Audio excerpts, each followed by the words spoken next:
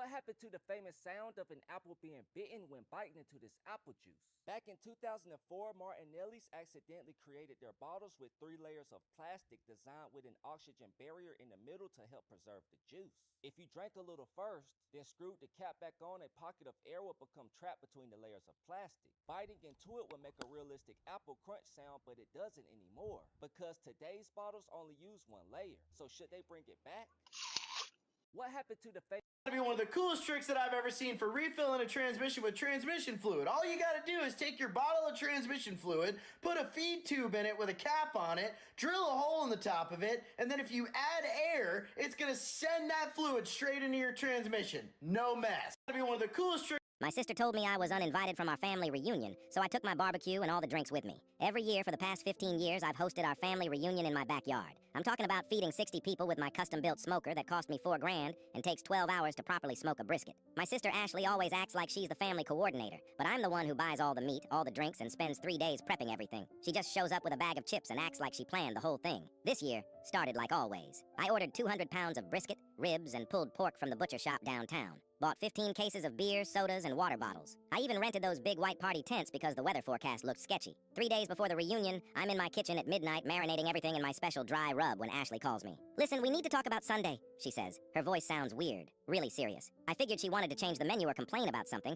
but then she drops this bomb. "Mom and I talked, and we think it's better if you don't come this year." I literally stopped stirring the marinade. "What do you mean, don't come? It's at my house in my backyard." "Well, we're moving it to Mom's place," Aunt Linda said. "Your barbecue is too salty anyway, and Uncle Rick thinks you drink too much at these family things." I was completely speechless. Too salty? I've won 3 local barbecue competitions with my rubs and seasonings, and I drink maybe 2 beers during the entire 8-hour event. Ashley, I already bought all the food. I've been preparing for 3 days straight. You can return the meat to the store. Mom's ordering catering from that new place downtown. That's when it hit me. They wanted the reunion without me, but they still expected me to pay for everything. Ashley had called the week before, asking if I'd already ordered the food. Acting all concerned about the family budget, I hung up on her, sat in my kitchen surrounded by 200 pounds of perfectly seasoned meat and 15 cases of drinks, feeling like a complete idiot. The next morning, I started making phone calls. My buddy Jordan from work had been begging me to cater his son's birthday party for months. My neighbor Kevin had mentioned wanting to try my famous brisket. My old college roommate Ryan was always talking about throwing a proper barbecue. By Friday afternoon, I had organized the greatest backyard party of my life. 20 of my actual friends coming over Sunday, people who genuinely wanted to be there and appreciated good food. Sunday morning, I fired up the smoker at 6 o'clock in the morning. The smell of hickory smoke filled the entire neighborhood like a barbecue advertisement. Around noon, cars started pulling into my driveway.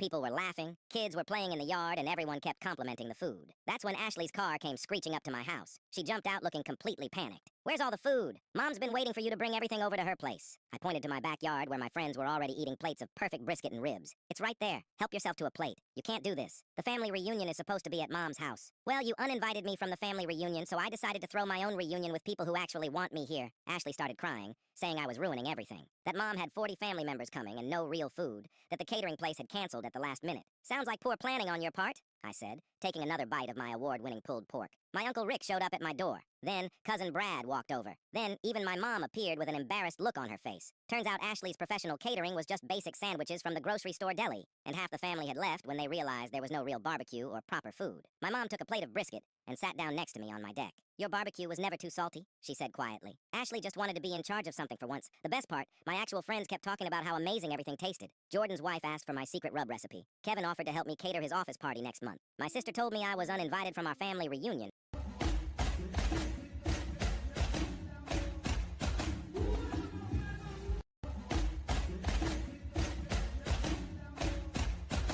This old Steinway piano has a bunch of really weird problems, so let's fix it. Good morning, doctors. It's My brother's wedding planner called. "Your family canceled your invitation but asked to keep the $50,000 deposit you paid." I said, "Cancel the entire wedding." The call came Tuesday morning while I was editing a commercial in my home studio. "This is Renee from Perfect Day Planning calling about Jared's wedding next month." Her voice sounded uncomfortable. "I have some difficult news. Your family contacted us yesterday and asked us to remove you from the guest list entirely. They mentioned some family disagreements and said you wouldn't be welcome at the ceremony or reception." I paused my editing software. My family still sees me as the 29-year-old college dropout who threw his life away to become a freelance videographer. What they don't know is what I actually do with all that video equipment filling my garage. "However," Renee continued nervously, "they also specifically requested to keep the $50,000 deposit you paid for the wedding videography package." Mrs. Ruth said the family had already allocated those funds to other wedding expenses and couldn't possibly return them. I leaned back in my chair, looking at the wall of awards behind me. Emmy nominations, industry recognition, contracts with Fortune 500 companies. My little video hobby had quietly become a $15 million production company over the past 8 years. "Renee, I need to ask you something important. What's the name of your wedding venue?" "The Riverside Manor downtown." "And who owns that property?" I heard papers shuffling on her end.